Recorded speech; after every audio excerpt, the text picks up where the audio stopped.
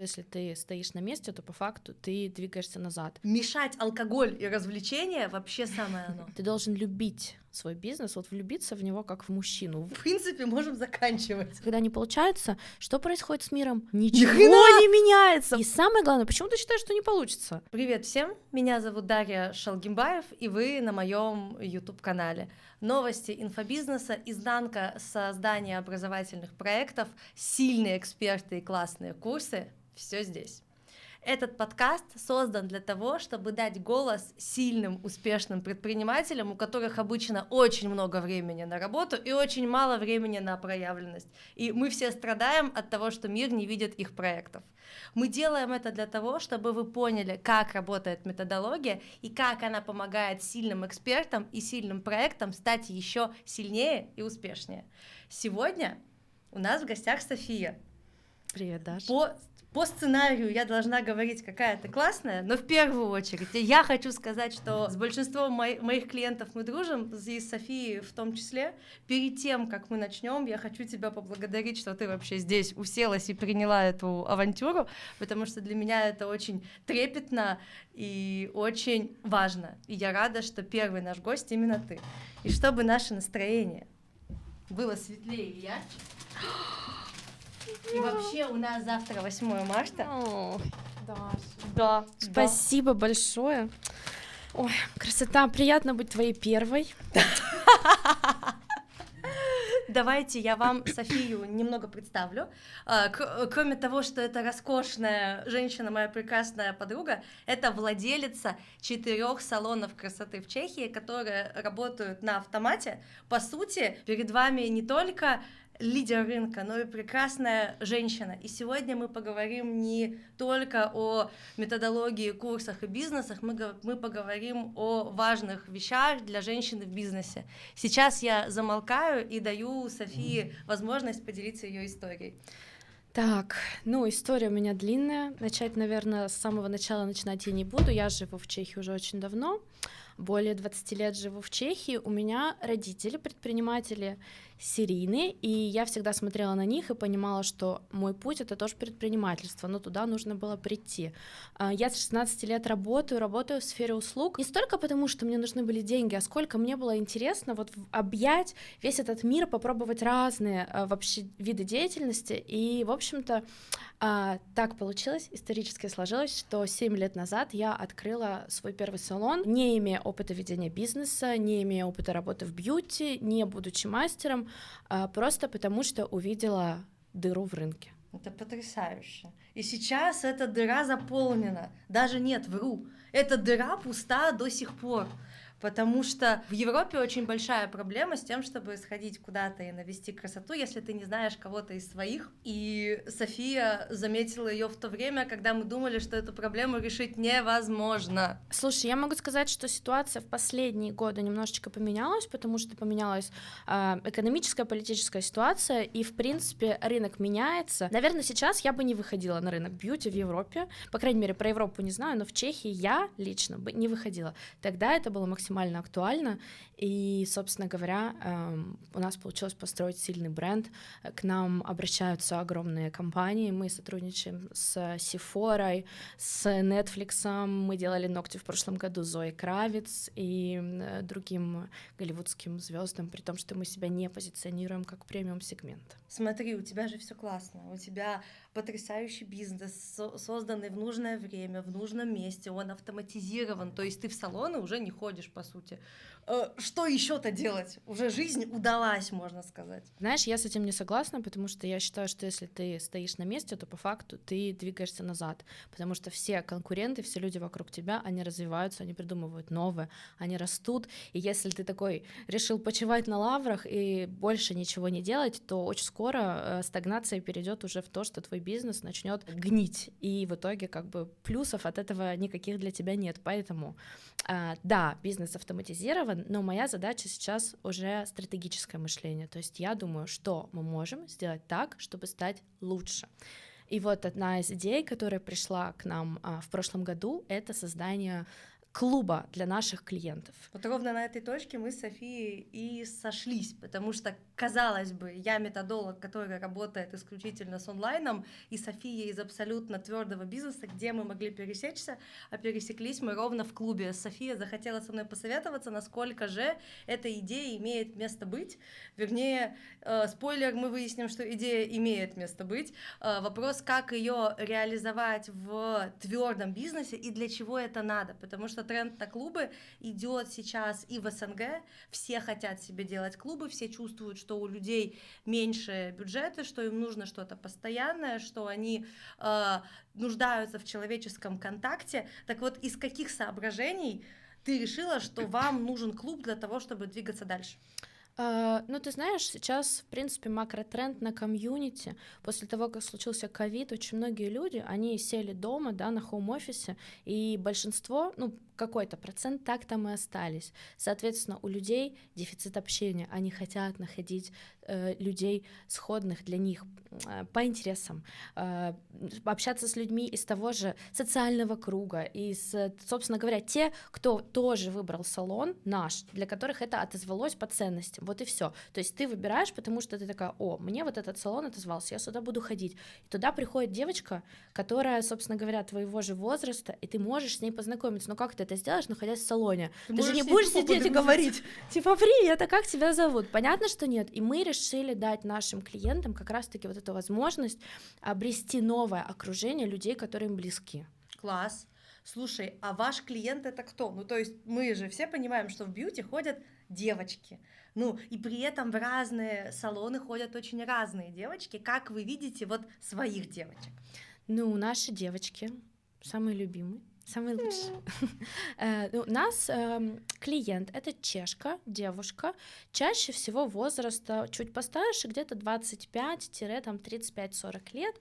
Это девушка, которая работает в офисе, она мать чаще всего, и человек, которому тоже нужно общение, конечно же. И, кстати, вот одна из гипотез, которые у нас были, и нам нужно было их проверить и опровергнуть или подтвердить, что у чехов есть или нет дефицит общения, да, потому что одно дело, когда ты приезжаешь сюда, как, допустим, там, я не знаю, из России, Украины, Казахстана, у тебя здесь никого нет, и тебе срочно нужно найти комьюнити, а другое дело человек, который вырастал в этой стране, и мы поняли, что все-таки у них тоже есть большой дефицит общения, потому что, ну смотри, многие переезжают в Прагу, да, это город, столица, и они просто переезжают из маленьких городов, и вся вот эта их социальный круг, который у них был, семья, друзья со школы, друзья там какие-то с детства, они остаются там. Причем он как будто бы изначально очень маленький, то есть города маленькие, школы маленькие, и то есть вот эти вот 3 друга, которые ее устраивали, они исчезают, и тут хотя бы одного отыскать уже проблема. Безусловно, ну и плюс надо понимать, что ты сам меняешься,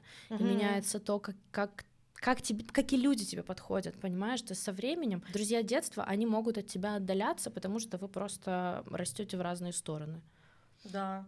И в итоге эти девушки, которые переехали в большой город, поняли, что жить так, как было, не хочется, по-новому не получается, и им нужен какой-то круг людей. И удивительное, на мой взгляд, бизнес-решение, что они его могут отыскать, не ходя в какие-то клубы по интересам, а просто придя на ноготочки. Это же гениально. Скажи мне, какими способами вы хотите этот клуб даже не продвигать? Какими развлечениями вы хотите в этот клуб привлекать людей? Или вы хотите их чему-то обучать? Вот какая мысль у вас в голове? У нас мысль в голове, собственно говоря, делать, и у нас планируется ближайший первый ивент скоро, как раз в середине марта, это делать ивенты, да, на которые можно попасть как нашим клиентам, так и людям извне, но стоимость для наших клиентов там в 3 раза ниже. То есть это какая-то символическая цена, которая для наших клиентов. Все остальные, пожалуйста, приходите. Какого плана ивенты? Встречи со стилистами, встречи, я не знаю, с астрологами, какие-то мастер-классы, где ты можешь что-то сделать своими руками. Такое ненавязчивое место для общения, понимаешь? То есть ты пришел, сделал что-то для себя, пообщался с другими людьми, с кем тебе стало интересно, ты сконнектился. Плюс это обязательно будет общий чат, где девочки могут обмениваться контактами, обсуждать все, что они захотят. И впоследствии планируем сделать это историей подписки. Звучит классно. Я единственное вставлю свои 5 копеек. раз у меня есть такая опция. Я бы прям делала что-то супер легкое. Мгм. То есть вот прямо легче легкого. Как будто бы сейчас заходят форматы по опыту работы с клиентами и даже по своим внутренним ощущениям заходят на рынке форматы, где меня развлекают и расслабляют. Мы Мгм. устали учиться очень сильно. То есть мы уже переучились на всяких этих курсах, ютубах, мастер-классах, на походах к маме. Ну, в общем, нас везде все пытаются чему-то обучить. А здесь я бы даже вещи, где они что-то понимают, а-ля курсы там астрологии, я бы убрала. Мгм. Как бы я сделала? Я бы прям дала девчонкам потусить. То есть я бы какие-нибудь танцы живота, знаешь, какие-нибудь эти вот с букетами классная Мгм. тема. То есть вещь, где ты прямо выдыхаешь, где ты мать, которая с 3 детьми, у тебя муж, ты еще не отыскала свой социум, тебе и так стрессово туда пойти. Да. Тебе было дико стеснительно с этой девочкой познакомиться. Она с девочкой, которая сидит напротив тебя с прекрасными ноготочками, такая: классный цвет у тебя в голове случилось, а ты ей не сказала. И вот Да. в формате, где вы обе выдыхаете и смеетесь, это мне сейчас в моменте пришла идея, возможно, какой-то стендап, где-то, чтобы вот они прямо отпустили себя и Мгм. такие: блин, Nail House — это место, где я могу выдохнуть. И мне туда не жалко никаких денег. Вот тогда, мне кажется, мы сделаем на рынке фурор, мы и так его сделаем, просто это было бы еще легче. У меня какая-то мысль еще была. Держим пальцы. Сейчас Слушай, ну да. Давай. Можно, почему-то мне пришло в голову еще рисование вином, что-нибудь такое, знаешь, типа отдохнул, расслабился. Да, мешать алкоголь и развлечения вообще самое оно. Если мы смешиваем развлекательную историю, еще людям даем немножко выпить, это идеальная опция. Мы с тобой недавно обсуждали этот музыкальный квиз.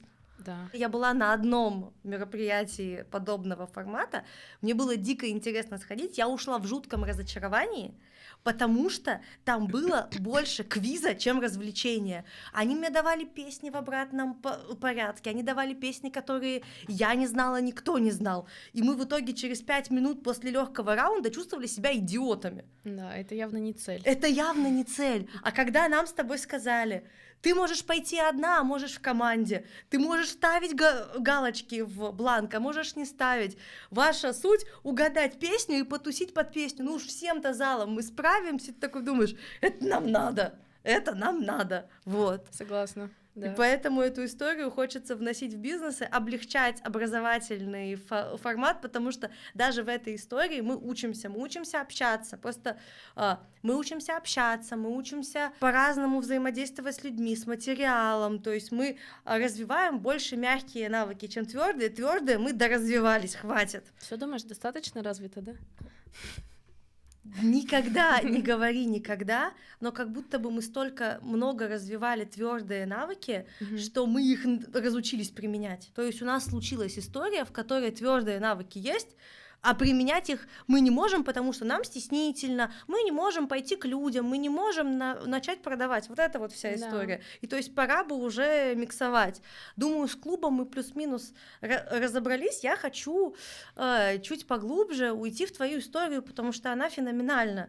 95% салонов на рынке закрывается. И вы остались вот в этих 5, и мне хочется дать людям ценность и рассказать секрет успеха. Знаешь, как бы это высокомерно и пафосно не звучало. Я думаю, с клубом можно закончить, и дальше бы я ушла в историю успеха твоего бизнеса, потому что это феноменальный результат. Столько лет держаться на даже не на плаву, а на флагманских позициях, при этом оставаясь не просто человеком, а женщиной и матерью. Вот я хочу понять и поделиться с людьми тем, как постоянно оставаться лидером, при этом не забывая о себе. Я знаю, что у тебя есть какие-то правила, и вот мне хочется, чтобы ты людям о них рассказала, и чтобы они тебя услышали. Слушай, ну ты знаешь, я думаю, самое важное, то, что я делала изначально и продолжаю делать, несмотря там на то, что прошли годы, это то, что ты должен любить свой бизнес, вот влюбиться в него как в мужчину, выбрать его и понять, что все, теперь я с ним до конца, пока нас там, я не знаю, смерть не разлучит. Более того, ты любишь своего клиента, я, могу сказать, я, про других не знаю, я люблю своего клиента, причем есть клиент внешний, есть внутренний. Внешний клиент — это, собственно говоря, клиенты, которые приходят к нам на услуги. Внутренний клиент — это наши сотрудники. Я стараюсь быть и всегда выбираю быть хорошим человеком для себя.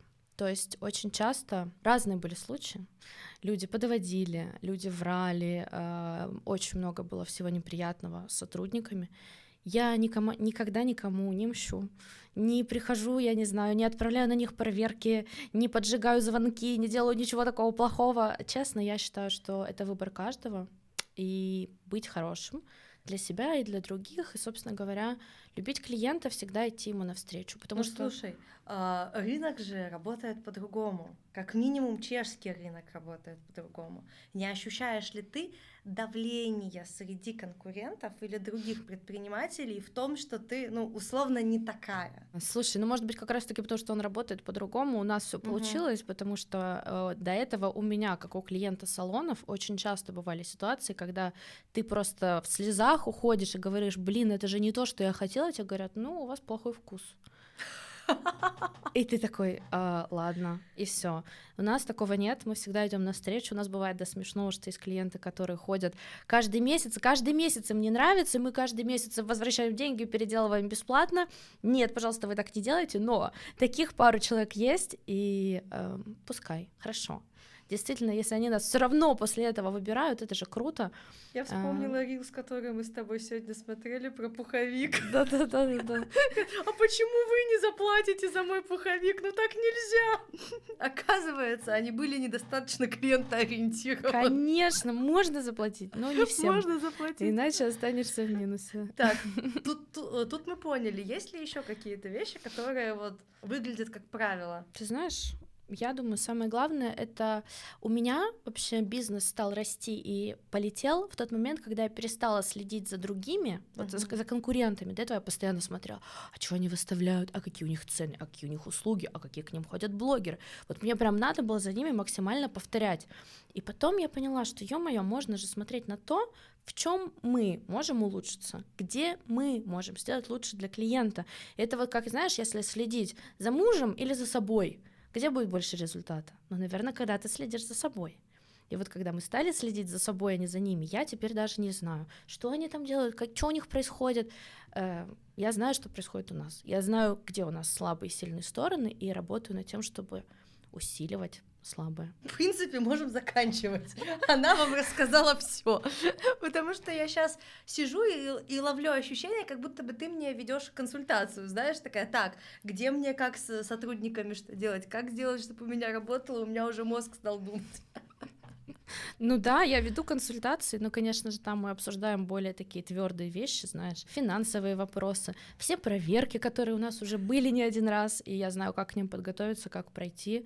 Поэтому, безусловно, конечно, консультации для Она бизнесов. мне не рассказывала, но вы имеете в виду, что, оказывается, к ней можно обратиться за такой штукой. Приходите, мы помогу вам со всеми вопросами. Мы заканчиваем консультационный блок и уходим в крысиный блок. Так, такого меня жизнь не готовила. В смысле жизни готовила? Смотри, так как я знаю твою личную историю, мы немножечко поделились ей в начале, одним из сильнейших триггеров в твоем бизнесе стал развод. И мне хочется понять, как... Мне даже не то, чтобы понять, сейчас я сформулирую правильно это. Мне хочется, чтобы мы рассказали для женщин, как этот этап может стать не концом всего, а началом всего. Так, звучит, как будто я агитирую женщин на развод. Вообще-то это не так. Смотри, ну, к сожалению, очень часто я встречала среди своих знакомых в своем окружении девушек, которые не верили до конца в свои силы, понимаешь? То есть они думали, что ну да, там я как-то выучилась, где-то поработала, но вот у меня начинается семья, ребенок, и на этом моя жизнь заканчивается, на этом моя самореализация заканчивается, и, собственно говоря, я провожу время с детьми.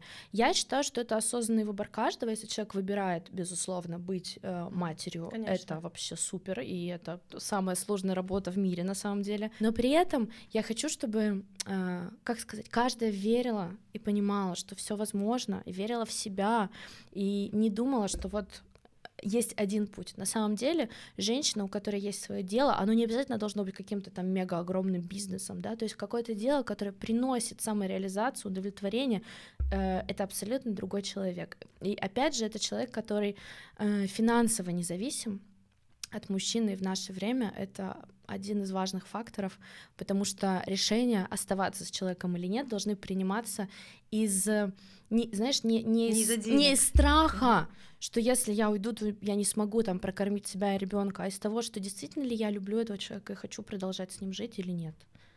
Вот, наверное, я это хотела сказать. Наверное, мы скажем, что я плюсую, потому что моя история абсолютно не похожа на твою, но я абсолютно разделяю твои чувства касаемо того, что нету смысла оставаться с мужчиной, если он не то чтобы является помехой, а если его благосостояние единственная причина для того, чтобы с ним быть. Но в моем окружении тоже очень много женщин творческих, которые боятся сделать первые шаги, учитывая, что у них есть финансовая поддержка, у них есть поддержка от мужа, они такие, ну нет, ну можно же и не делать, и ладно. Вот как найти баланс между тем, что мне хочется делать, ну то есть вот мы иногда находимся в такой позиции, что в жизни все прекрасно, но при этом у тебя чешется сделать что-то, и ты такой думаешь, ну, можно делать, а можно и не делать. Я очень хорошо понимаю твою позицию, твою историю, хотя наши истории не совпадают. Я с 19 лет в отношениях с одним мужчиной, который для меня делает самое важное, он не мешает. Иногда мне казалось, что он даже не понимает, что я делаю, но в какой-то миг он пришел и своему другу на пальцах стал объяснять, что такое методология. Он такой говорит, ну смотри, ты продажник? Да. Ты хочешь обучать других продажам? Да.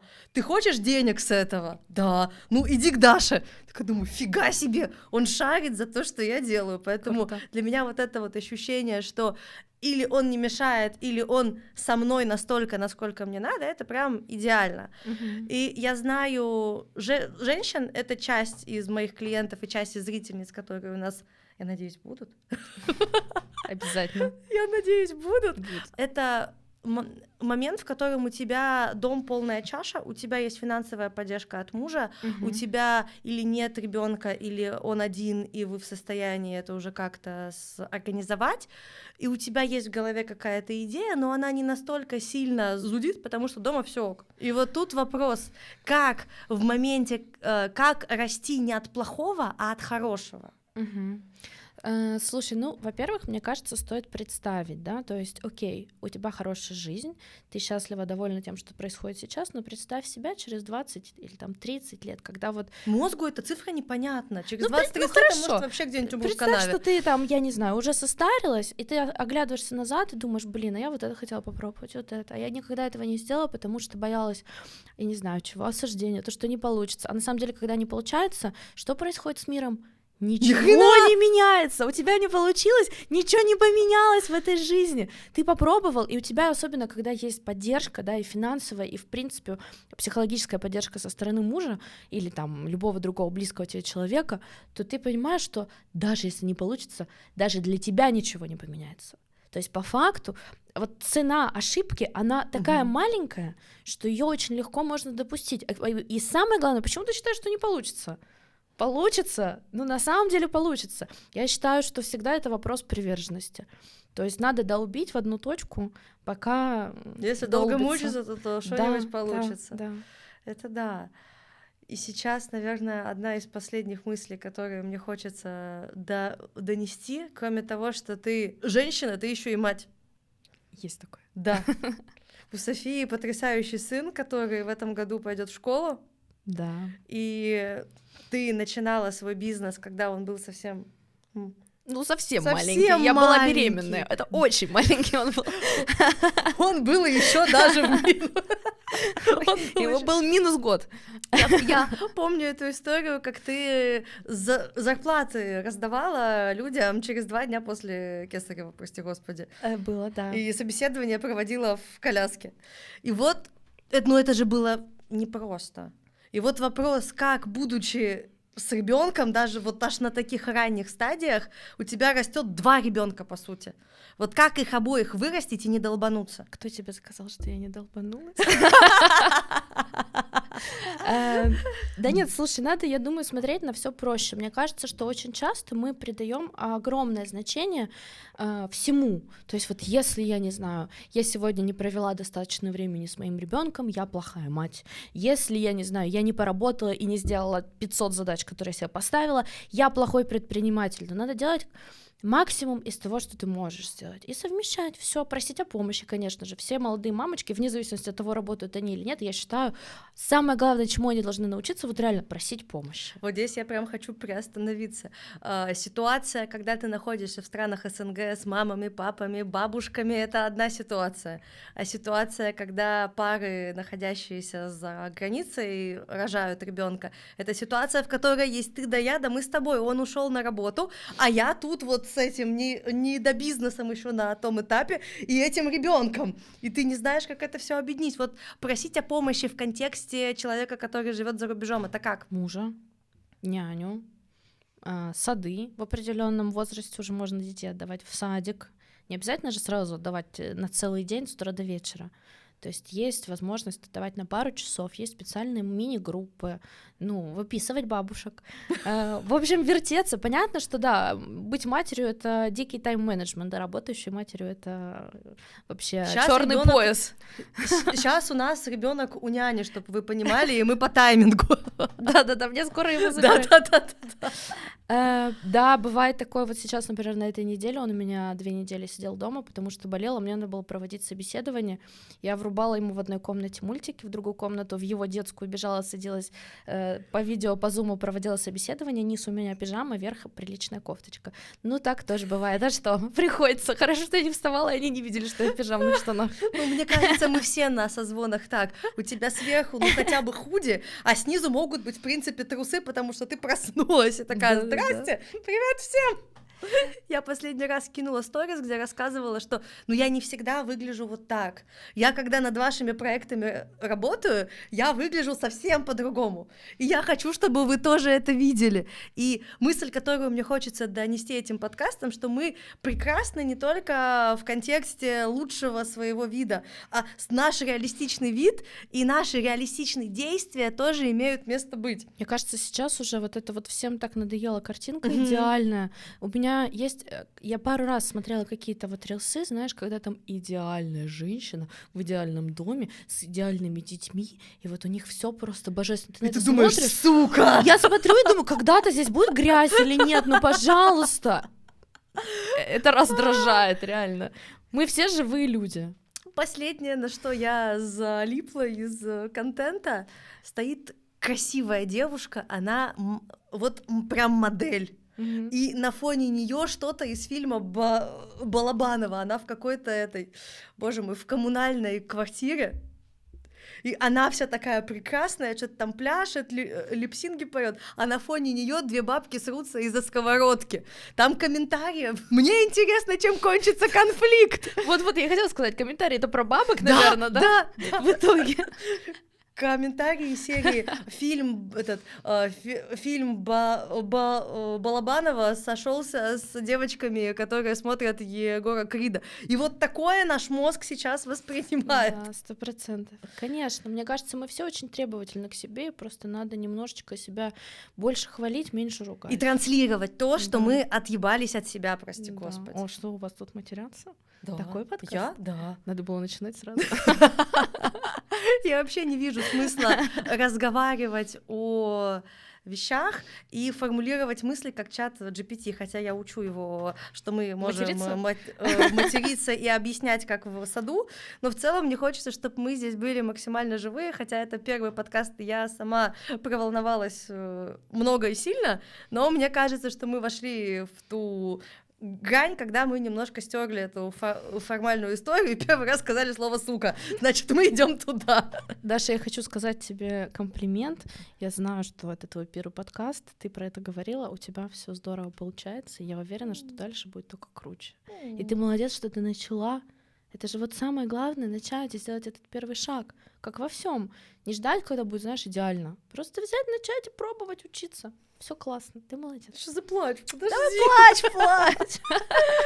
Я, в свою очередь, хочу сказать спасибо тебе еще раз за то, что ты стала нашей первой, за то, что ты увидела в этом ценность для себя, за то, что ты поддержала в этом меня, реализовала какие-то свои внутренние вещи, потому что все мы здесь находимся не просто так. Мне хочется закончить этот подкаст какой-то твоей красивой мыслью. Вот если бы была возможность все, что мы рассказали, сказать в одной фразе, вот какой бы она была? Так, мне кажется, я тут Можно две. вела Я себя поняла, чуть-чуть что как сложно. Будда. И знаешь, я там рассказывала, надо любить окружающих. Не знаю, выбирайте себя всегда. Живите так, чтобы вам было хорошо. Самое главное, всегда будьте у себя на первом месте. Все. Можем закончить, это было красиво. Да. Слушай, звучит, что ты такая святая и добрая, но неужели люди всегда это воспринимают так же, с такой же ответственностью и такой же отдачей? Неужели не было каких-то грязных, черных, крысиных случаев? Случаев грязных, черных, крысиных было много, и с моей стороны, если честно, тоже. То, какой я сейчас человек, это пришла я после того, как пережила разные ситуации, в том числе некрасиво вела себя я. И, собственно говоря, иногда у нас бывает и прилюдная порка. Что под собой она подразумевает? Это когда человек, твой сотрудник, уже ведет себя так, что не птенец, а крыса, мы поняли. Уже пора его проучить, то он увольняется при всех одномоментно. Это всем очень неприятно, зато после этого долгое время сотрудники понимают, что лучше, чтобы я была доброй, чем я была злой. Самые частые фразы, которые ты произносишь на работе и уже задолбалась это делать. Почему так мало мастеров на смене? Отвечаю администраторам в чате фразой: «А почему вы это пишете мне? У вас есть управляющая». И пишу управляющей: «Нам надо снизить расходы». Все. Я не знаю, вставим ли мы это или нет, но касаемо расходников, слушай, Да. это же интересно, потому что здесь чаще всего те, кто работают не такими большими конгломератами, как ты, они привозят из своих стран расходники и радуются этому. Ты, я так понимаю, в своих масштабах этого делать не можешь. Как вы решаете задачу того, чтобы у вас все было в нормальном качестве, по нормальной цене, и при этом не ломаетесь по экономике? Ну, слушай, закупаться в Чехии — это гиблое дело, поэтому мы этого не делаем. Скажем так, я не могу рассказывать, где конкретно мы закупаем, потому что это наше тайное место. Как с цветами на 8 марта, я все поняла. Именно так. Но, собственно говоря, ездите на бьюти-выставки, находите там партнеров, договаривайтесь с ними о хороших объемах, и все. И люди дают хорошие цены, когда вы с ними делаете какой-то коммитмент и подписываете договора. То есть, да, здесь ключевой вопрос в том, возможно ли в Европе отыскать адекватного поставщика с адекватными ценами и составами, потому что у нас сейчас история такая, в которой мы не совпадаем по ценностям, качествам, цветам и всему на свете, особенно в сфере бьюти. Не соглашусь, на самом деле все зависит от производителя, и если вы найдете большой какой-то завод, на котором производят десятки, сотни тысяч единиц разного товара ежемесячно, который там продается потом на весь мир, то найти подходящие для себя товары можно. Понятно, что мы их долго тестировали, что-то подходило, что-то не подходило, но в целом могу сказать, что мы вот на бьюти-выставке нашли для себя такого поставщика и прекрасно с ним счастливо работаем. Смотри, твой бизнес — это очень интересно, просто и понятно. Мой бизнес — это обычно сложно, непонятно и необычно, и говорят спасибо, но не в этом месяце. Вот скажи мне, почему ты вообще ко мне обратилась в тот миг, и какую ценность ты видишь в моей работе для твоего твердого классного бизнеса? Ну смотри, я клубы никогда не делала, да, то есть мне пришла в голову эта идея, и на самом деле как это произошло? Мы с тобой вообще встречались на кофе, и я просто между делом тебе сказала, там, я хочу вот запустить какой-то клуб по подписке для клиентов, и все. Ты просто за 10 минут дала мне столько ценной информации, которой не было консультации, ничего, просто сказала. Мы просто кофе попили. Да, мы просто, типа, ты накидала вот это, а можно сделать так. Я сижу и пишу себе конспект, и я понимаю, что я, не имея опыта вообще в этом, никогда не сделаю так, как сделаешь ты в связке, работая с нами. Вот и все. И это... Я тоже нифига не понимаю, кто такой методолог, не понимала, пока этот методолог не поговорил со мной 10 минут и дал больше ценности, чем большинство обучений платных, которые длятся годами, днями, месяцами. Вот и все. И понимаешь сразу, это нам надо, это мое. Вот и все. А что касается, наверное, других бизнесов, мне кажется, когда ты понимаешь, как собственник, да, что ты уже имеешь очень много знаний, которыми ты хочешь поделиться с людьми, или не обязательно собственник бизнеса, а в принципе какой-то профессионал, ну ты никогда не знаешь, как рассказать, куда пойти, выйти на улицу, орать, говорить, я там сейчас вас научу, не знаю, что угодно. Непонятно, абсолютно непонятно, то есть для меня это темный лес. Ты человек, который вот так берет за ручку и проводит от начала до конца, приходишь к тебе с тем, что я что-то знаю, уходишь с тем, что заработал на этом денег. Кайф? Кайф. Все. Звучит как план. Все четко. Да. Здесь я могу дополнить, что обычно клиенты приходят с тем, что у них какая-то новая технология из твердого бизнеса. Какая-то идея, технология, техника, смысл, появился какой-то новый аппарат. Они себе в голове поняли, да, это классно, это изменит мир. А когда они приходят к сотрудникам к своим, когда они приходят, к клиентам они приходят, те говорят, чё? Это нам нахрен не надо. Мы привыкли делать вот таким способом. А ты мне предлагаешь какую-то новую непонятную штуку, которая, скорее всего, еще и дороже. И вот в этом случае моя задача как методолога донести ценность вообще до всех, что это нам всем надо. Потому что иначе мы не будем развиваться ни как предпринимательская комьюнити, ни как человеческое комьюнити. И это не вопрос продажи ненужных вещей, а вопрос продажи идей и ценностей, которые нас продвинут вперед. Вот. Да, я согласна. Есть же, знаешь, определенный какой-то кластер людей, которые обалденно могут придумать что-то новое, что изменит мир, но не могут при этом объяснить. Они не могут это ни объяснить, ни продать, ни рассказать кому-то. То есть это какой-то продукт, который на самом деле тебе нужен, да, мне как бизнесу он нужен, но они не могут мне объяснить, в чем суть, почему он мне нужен, какой плюс от него будет, какой, я не знаю, там, в итоге у нас revenue будет выше, что угодно. И все этим людям, конечно же, нужно помочь. Вот. Есть у нас для этого люди, но которые по факту, могут помочь. Кроме вот этих вот больших глобальных вещей, мы элементарно не можем себя презентовать. Очень большая проблема. Ты приходишь на любое мероприятие, выступление, конференция, просто нетворкинг с новыми людьми. Что ты делаешь? У людей обычно обезьянка вот так стучит, потому что я и то, и сё, и пятое, и десятое делаю, а вообще и тортики на заказ пеку. И в том числе задача методолога сделать так, чтобы было понятно, кто ты и какой результат ты дашь конкретно этому человеку в лифте за минуту. Это тоже то, что мы умеем делать. По сути, задача методологии сделать так, чтобы вы были услышаны, вы были куплены, и то, что вы продали, людям дало результат. Все. А это, по сути, бесконечная машина для заработка.